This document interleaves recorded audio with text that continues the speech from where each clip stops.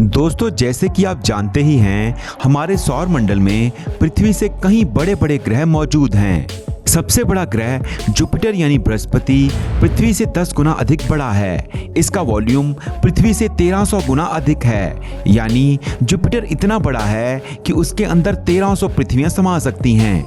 वहीं सैटर्न यानी शनि दूसरा सबसे बड़ा ग्रह है, जिसका वॉल्यूम पृथ्वी से 700 गुना अधिक है। यूरेनस और नेपच्यून का आकार लगभग एक जैसा है और इनका डायमीटर पृथ्वी से 4 गुना बड़ा है। अब सवाल ये उठता है कि साइज में पृथ्वी से इतने बड़े होने के बावजूद ये ग्रह हमें पृथ्वी से नजर क्यों नहीं आते? आखिर हम इन ग्रहों को पृथ्वी पर खड़े होकर क्यों नहीं देख सकते? कहीं ऐसा तो नहीं कि ये ग्रह हमें दिखाई तो देते हैं, लेकिन हमें इसकी जानकारी बिल्कुल नहीं होती। आखिर इस बात की क्या सच्चाई है? तो चलिए दोस्तों, आज की इस वीडियो में इन सभी सवालों का जवाब बड़ी ही आसान भाषा में समझते हैं। लेकिन उससे पहले अगर आपने हमारे नॉलेज से भरपूर चैनल को सब्सक्राइब नहीं किया है तो जल्दी से सब्सक्राइब बटन दबा दें। दोस्तों, हम इन सभी बड़े ग्रहों को क्यों नहीं देख पाते, इस बात को समझने के लिए हमें अपनी आंख को भी समझना होगा, जिसके बारे में हम थोड़ी देर में बात करेंगे। पहले बात करते हैं कि हम अपनी नंगी आंखों से, मतलब कि हम बिना किसी आधुनिक इंस्ट्रूमेंट के कौन से ग्रहों को पृथ्वी से देख सकते हैं। अब आपको जानकर हैरानी होगी कि पृथ्वी से हम मरकरी, वीनस, मार्स, जुपिटर और सैटर्न ग्रहों को देख सकते हैं। अरे रुकिए, हम जानते हैं कि अब आप सोच रहे होंगे कि भाई हमें तो ये प्लैनेट्स नहीं दिखाई देते। तो आप एक हद तक सही हो। दोस्तों, हम इन ग्रहों को देख सकते हैं, लेकिन इन ग्रहों को देखने के लिए हमें कुछ टर्म्स और कंडीशंस फॉलो करनी पड़ेंगी।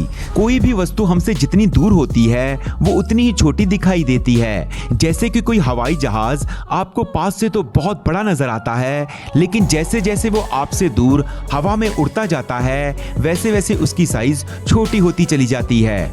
इसी प्रकार से ग्रह चाहे बहुत विशाल हैं, लेकिन हमसे बहुत ज्यादा दूरी पर स्थित हैं। इसलिए ये हमें रात को आकाश में दिखते तो हैं, लेकिन ये स्टार यानी तारे के रूप में दिखाई देते हैं।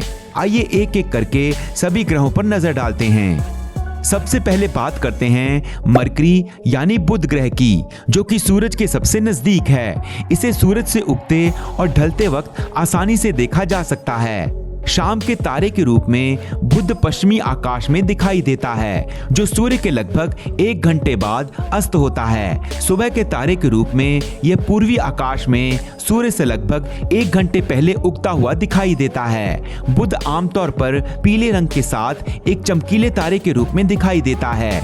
ये जनवरी के अंत से फरवरी की शुरुआत तक, अप्रैल की शुरुआत में, जुलाई के अंत से अगस्त तक और नवंबर से दिसंबर की शुरुआत में शाम के आकाश में होता है। वहीं यह फरवरी के अंत से मार्च के मध्य तक, मई के अंत से जून के मध्य तक और सितंबर के मध्य से अंत तक सुबह के आकाश में दिखाई देता है।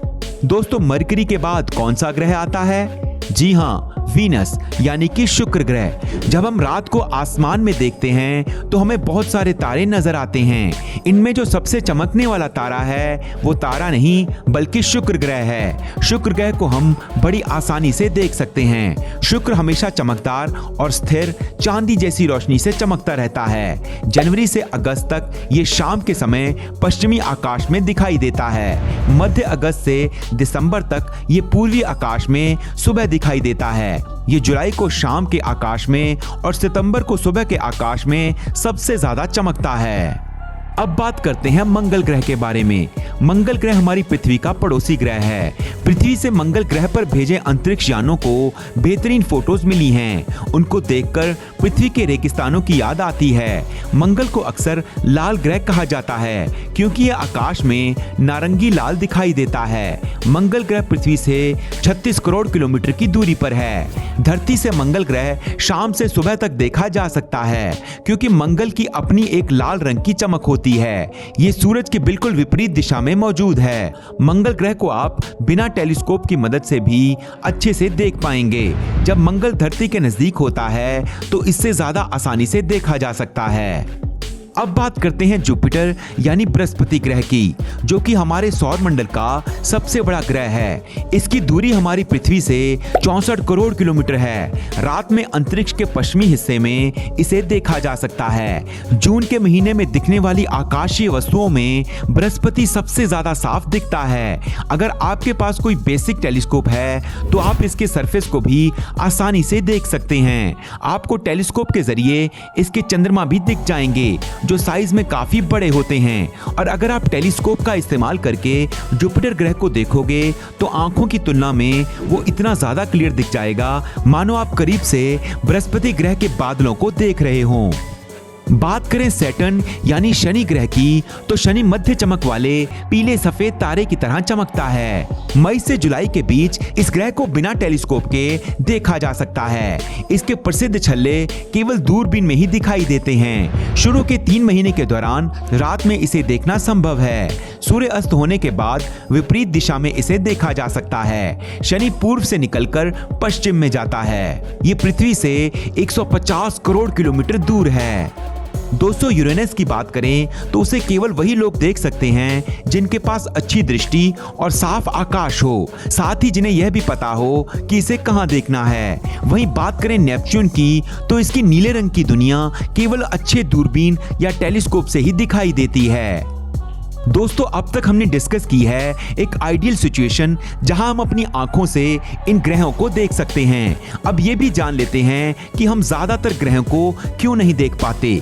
यहाँ आपको बता दें कि मानव आंख कितनी दूरी तक देख सकती है, इसकी कोई व्यवहारिक सीमा नहीं है। मनुष्य की दृष्टि की सीमा अनंत है। मानव आंखें किसी भी दूरी की वस्तुओं को देख सकती हैं, बशर्ते वे पर्याप्त चमकदार हों और बीच में कोई रुकावट ना हो।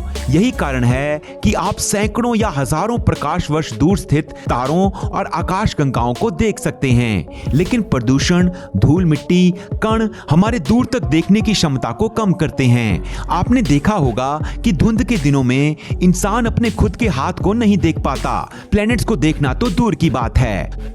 इसलिए दोस्तों, इन ग्रहों को देखने के लिए कुछ बातों का ध्यान रखना जरूरी है। सबसे पहले इस बात का ध्यान रखना होगा कि हम जिस जगह पर खड़े हैं वहां का आसमान एकदम साफ होना चाहिए। इसलिए शहर की तुलना में गांव से इन प्लैनेट्स को अच्छे तरीके से देखा जा सकता है, क्योंकि शहर में पोल्यूशन काफी ज्यादा होता है।